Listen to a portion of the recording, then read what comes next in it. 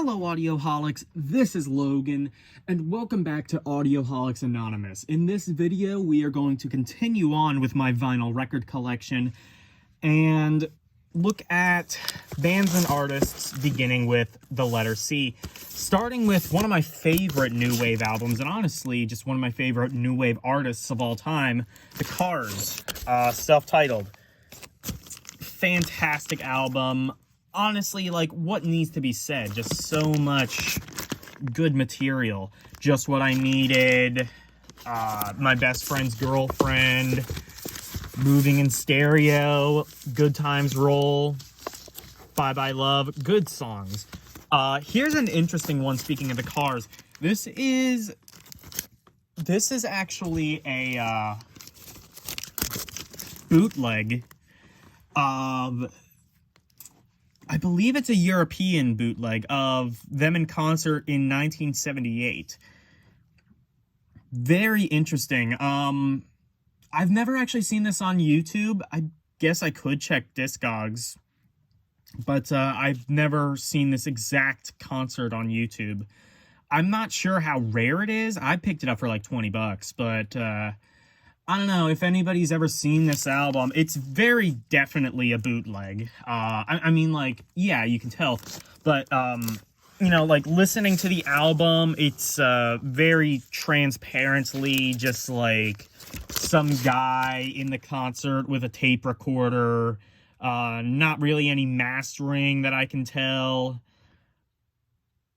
I mean, I don't know, maybe it was a soundboard recording, like a really bad soundboard recording, but this seems just like an audience recording.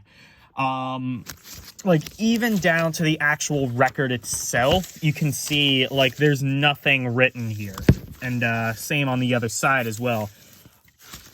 And the concert itself is even, like, pretty dry. If you're familiar with Cars concerts, you know that's something to kind of expect, but all of that out of the way, I still think this is very interesting, just for the novelty of it alone, but I don't know, I still kind of like hearing these songs in sort of like this lo-fi sound in an original concert. You know, old concerts on vinyl, especially with, you know, bands that have major members that are no longer with us. As we all know, Rick Ocasek died last year, the singer of the band. You know, it's just such a time capsule, you know. Here we get into Johnny Cash. Here's one album, and then this is my other Johnny Cash album. I've actually listened to this one. I never listened to the first one, so I'm not entirely sure what it is. But this isn't in great shape, but I believe the record plays fine. This is The Blue Train. It's a compilation of a bunch of songs having to do with trains. So, Folsom Prison is on here. A bunch of different ones. Hey Porter is another one that's on here. It's a pretty fun album, pretty good, kind of interesting compilation with a theme behind it. I think that's kind of unique. Here's some more Johnny Cash. Now the next one is arguably my favorite live album of all time. Live at the San Quentin. Fantastic live album. Wanted Man, a song originally written by Bob Dylan. A Boy Named Sue, the censored version anyway, is on here. I believe the uncensored version exists somewhere, but I don't know where. I know I've heard it before. San Quentin, the song that's so nice, he literally performed it twice on the same album. Honestly, that's kind of redundant. I don't know why they did that, but I guess they can. Darling Companion, Clarksville City Jail, just a bunch of great songs. I don't have Folsom Prison, and honestly, I don't like that album as much, but if I ever see it, I will for sure pick it up. Here's an interesting album. I'm not even entirely sure if I'm going to keep this, but this is The Holy Land. This is basically I guess you could say concept album, road trip. Basically, it's Johnny Cash taking a road trip to Jerusalem to visit the Holy Land. And it's mostly just him documenting that journey. I think there's like some other guy who's there with him. It's really weird. I don't know if I enjoy it on a personal level, but on a sort of curiosity level, it's kind of fun to like know that's there. Here we have Funny Girl, Johnny Cash. Very interesting album. One of Johnny Cash's later albums. And here is Johnny Cash music of a broken heart. I believe, is this the one where he sings Hank Williams? Original recordings. No, okay, I'm wrong. There is one that I have, which is, I think, just a bunch of Hank Williams covers. I think, no, that actually might have been the first one I showed. Speaking with 60s, I guess you could say blues, if you want to count Johnny Cash as that, but this is definitely blues. The Greatest Ray Charles. This is, I believe, a live concert. Correct me if I'm wrong, but it's very interesting. This version in particular is kind of interesting. It's simulated stereo. So it's kind of interesting, I suppose. Cheap Trick, Live at Budokan. That's a classic. I mean, anybody who's anybody has this on vinyl. Anybody with a vinyl collection, anyway. Cheap Trick, Dream Police.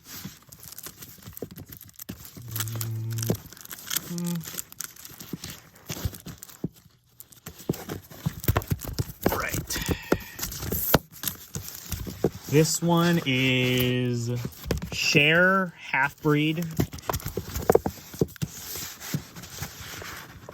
Chicago Transit Authority. I'm sure I've talked about this album before, but very, very good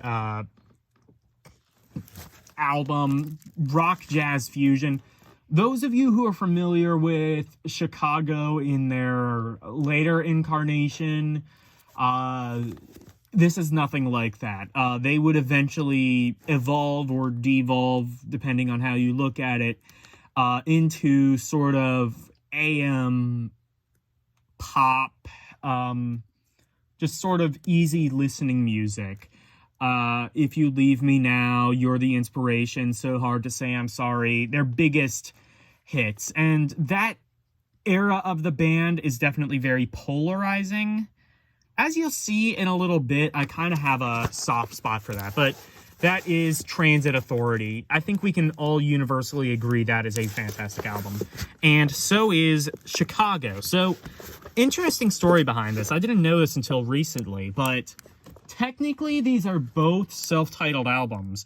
The original name of the band was Chicago Transit Authority, and then on this album, this is just self-titled Chicago. They, well, shorten the name to Chicago.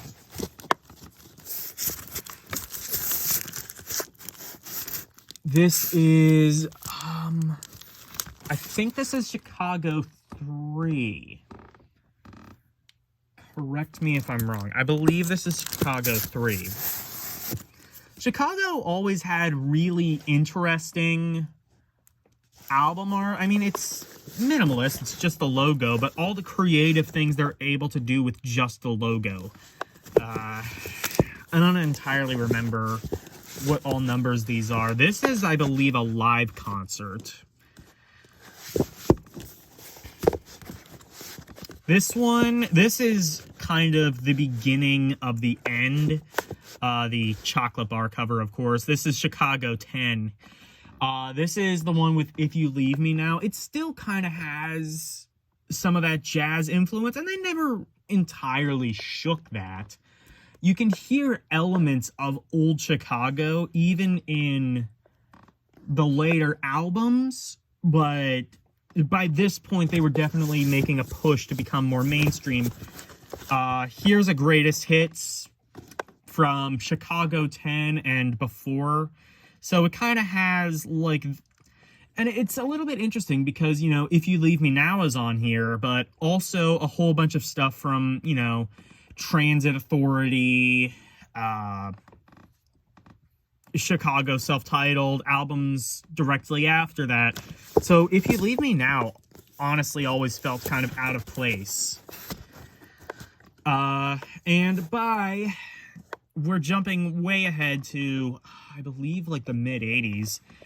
This is Chicago 17. So by this point, they were just full on. In fact, if you want like kind of a snapshot as to how far a band can fall, listen to 25 or 6 to 4, which is one of their biggest hits from their earlier days. And then listen to them in the 80s when they tried to rework it, and it's just this soulless, beep-boopy masterpiece of just selling the fuck out. It's so bad. Oh no, this one, Chicago 17. Which one was this? I actually don't entirely remember, but I believe that was post-Chicago 10. Chilliwack. This is an interesting band, and this is just self-titled. Chilliwack is one of those bands that basically got big as a result of Connell Rad. If you don't know what Connell Rad is, Polyphonic did a good video on it, but basically it's this law in Canada that requires Canadian stations to play, I believe it's between 50 and 70% of their output to be Canadian artists, Canadian music. And that led to a lot of crossover success in America.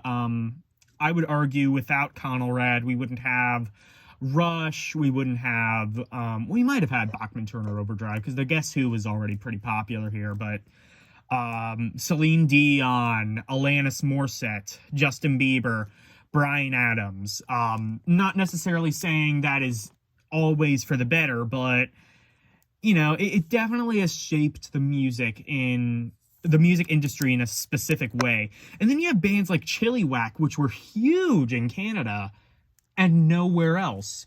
I don't believe they had any crossover success in America or any mainstream crossover success, but they were pretty big in Canada for a while. And I would describe this as just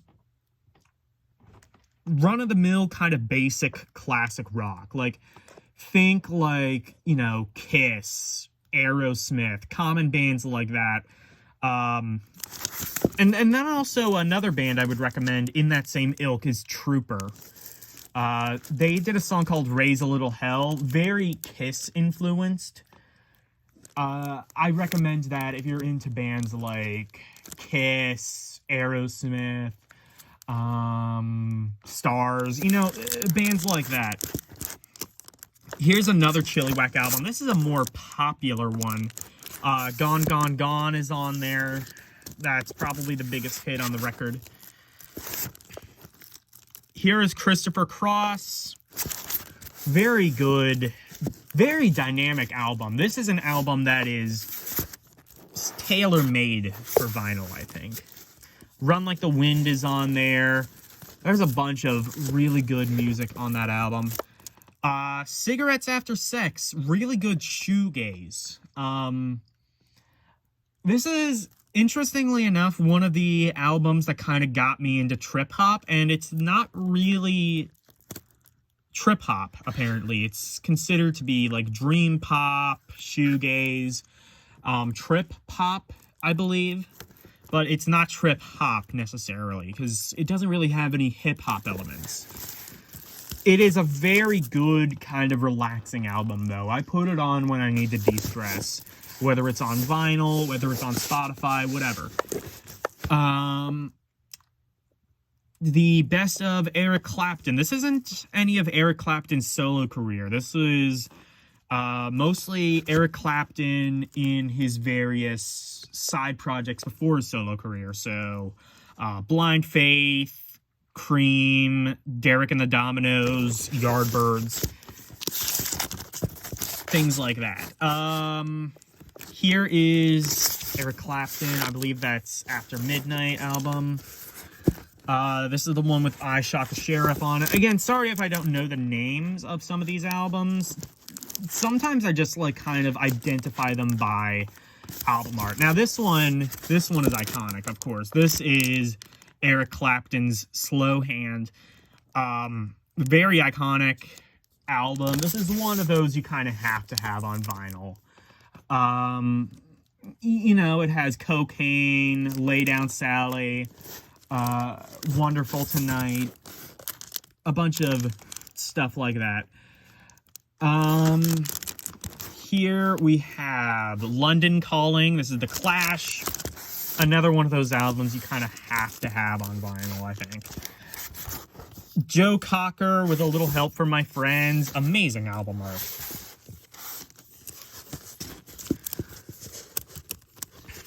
Which one? Oh, Coldplay, A Rush of Blood to the Head. This is one of my favorite albums, and it sounds amazing on vinyl. And just overall, this is just a really cool package. Even has like a neat little gatefold in it.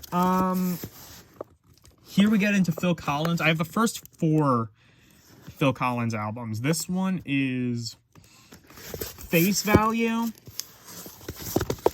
Hello, I Must Be Going. My favorite Phil Collins album, No Jacket Required. Amazing album.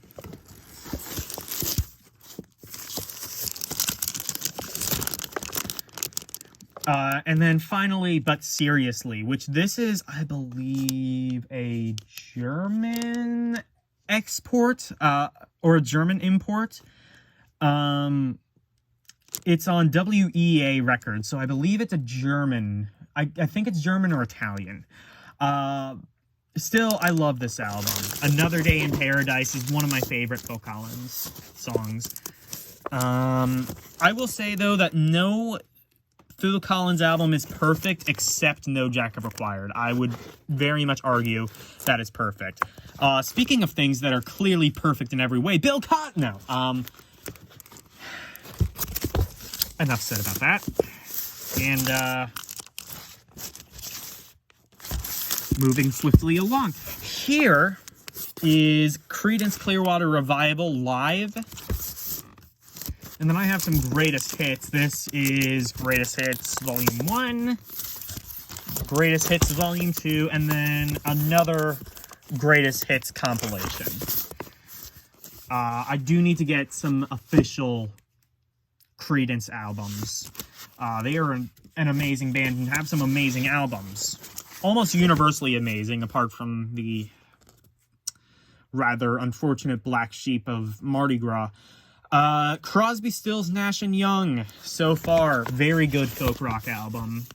Another one that I think is honestly perfect start to finish. Crosby, Stills, Nash & Young so far. It's a Greatest Hits compilation. This one is Daylight again. This is just Crosby, Stills, and Nash. It is later, after Neil Young left the band. And then, finally, Crosby, Stills, and Nash. Which album is this? I do not remember. This one might just be self-titled. But, again, they're all very good albums. I'm sorry, Deja Vu. I don't know if I said this one was so far, but, yeah, this is Deja Vu. That's probably my favorite. And it's really cool because it has this kind of tactile feel to it. Makes it feel more official. So, that is the end of records starting with C. In the next part, I will be going over albums beginning with D and beginning with E. So, stay tuned for that. Bye, everyone.